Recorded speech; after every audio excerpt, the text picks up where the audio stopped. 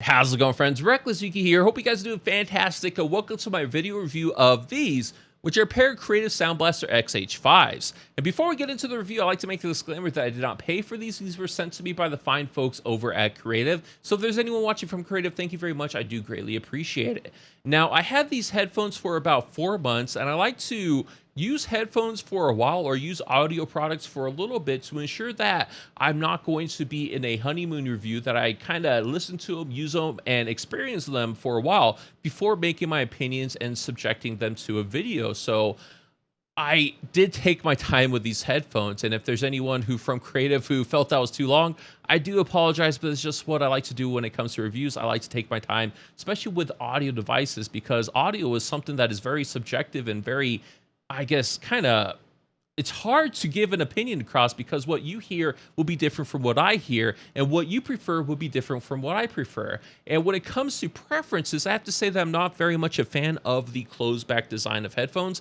A little saying that I just came up with before filming this review was, if it's closed back, send it back. If it's open back, that's where it's at. And it's a little catchy sing-song rhymey thing. But it's my genuine opinion that I prefer open back style headphones instead of closed back.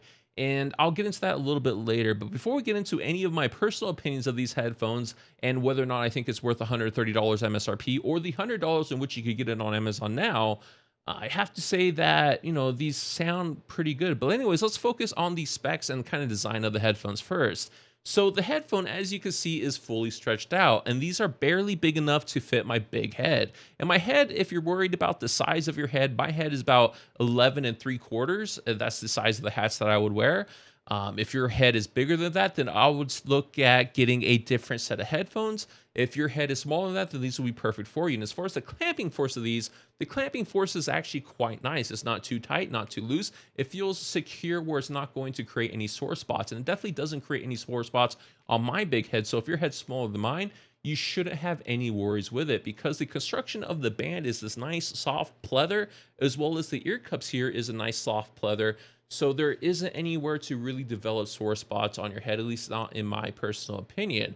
And as far as the construction materials, besides the pleather, there's a combination of plastic and aluminum, and it's a solid aluminum band all the way through. So I mean, it definitely is durable. Like, I've been kind of tweaking these around, twisting them, and it just always goes back to the normal shape, and it doesn't really break them or distort them or basically disfigure them. They're pretty durable and rough, which is something that's very nice for gaming headsets, especially for you ragers out there that might take these off in a violent fashion. These will most likely not break with normal use.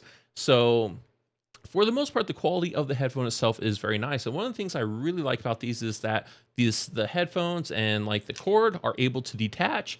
So it makes it easy for easy storage, and basically it doesn't create a wear point right here at the cord, which if it's not detachable, that's a wear point that could develop, and you might have to retire a pair of headphones prematurely if that ever wears out. So something that I really enjoy with these. And as far as the driver itself, the driver is a 50mm driver, which is nice.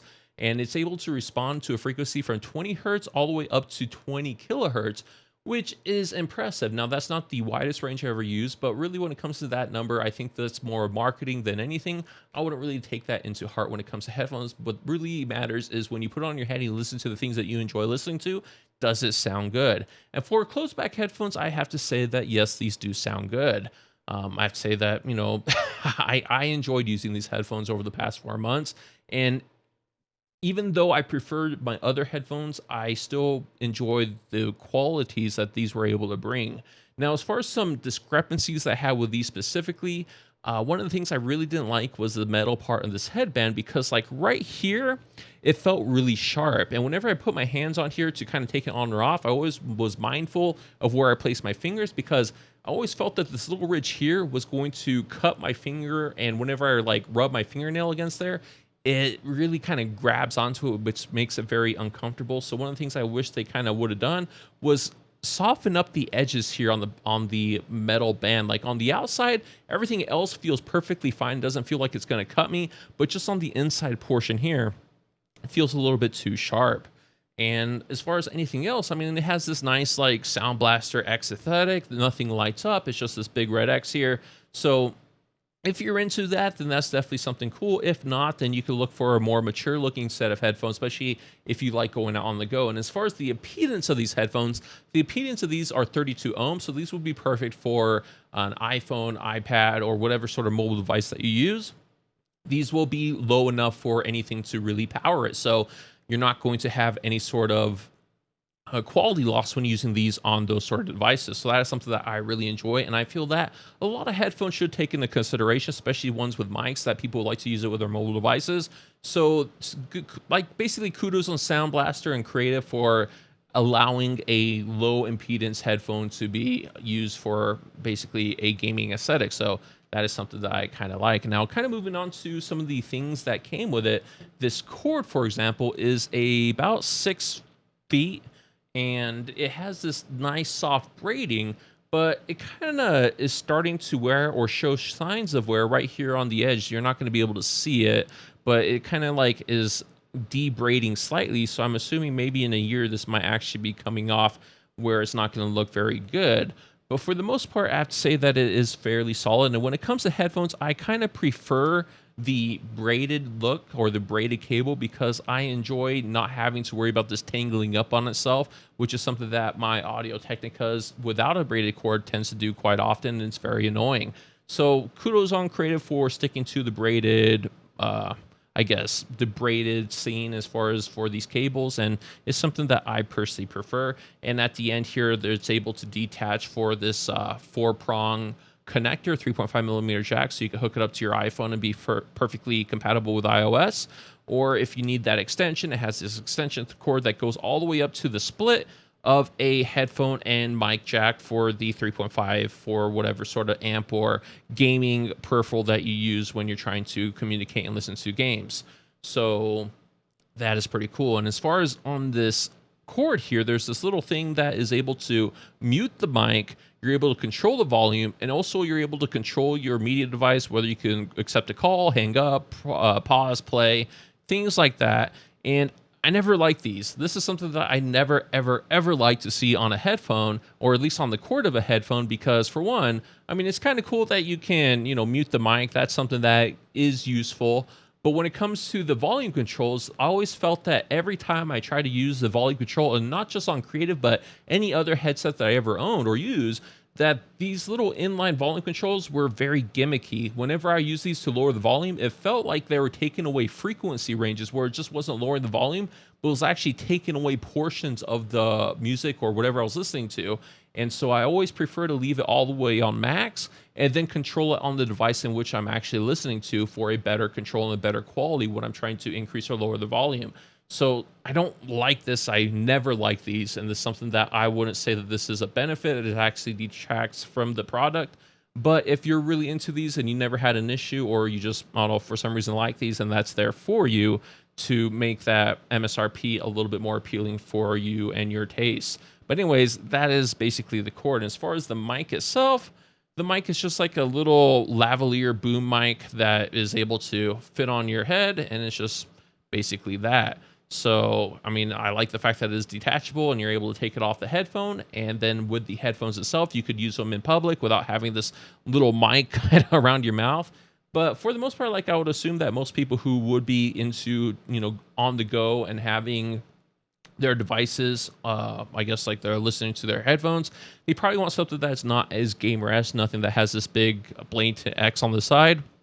They'll probably like something that is a little bit more mature looking, but that's just my personal opinion. So anyways, let's get into how this mic actually sounds. Just a second. So for the microphone test, I'll be using my Zoom H1 here, and I won't be doctoring up the audio in any way. I'll just be basically doing a raw recording and increasing the gain if it happens to be a little bit too low to put them on equal settings.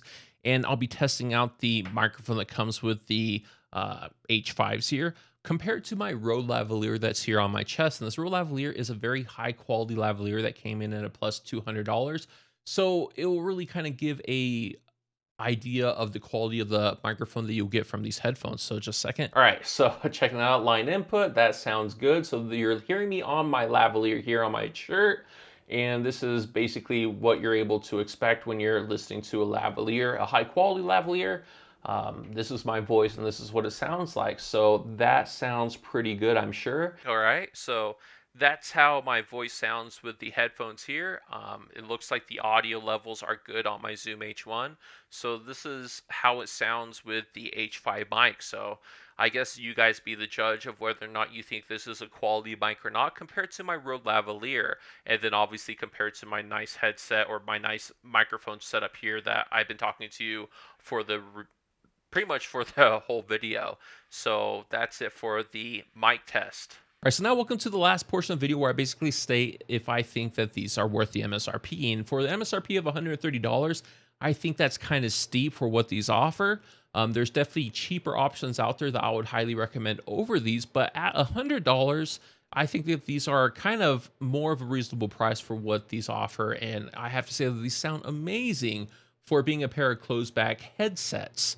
Headsets is one of those things that everyone likes to mock and kind of put down because they always say that they add mediocre cans with a mediocre mic at a really high price, where you're usually better just getting a pair of headphones and getting a little clip-on mic. But these actually sounded very, very, very good, and I was very impressed with the quality of these.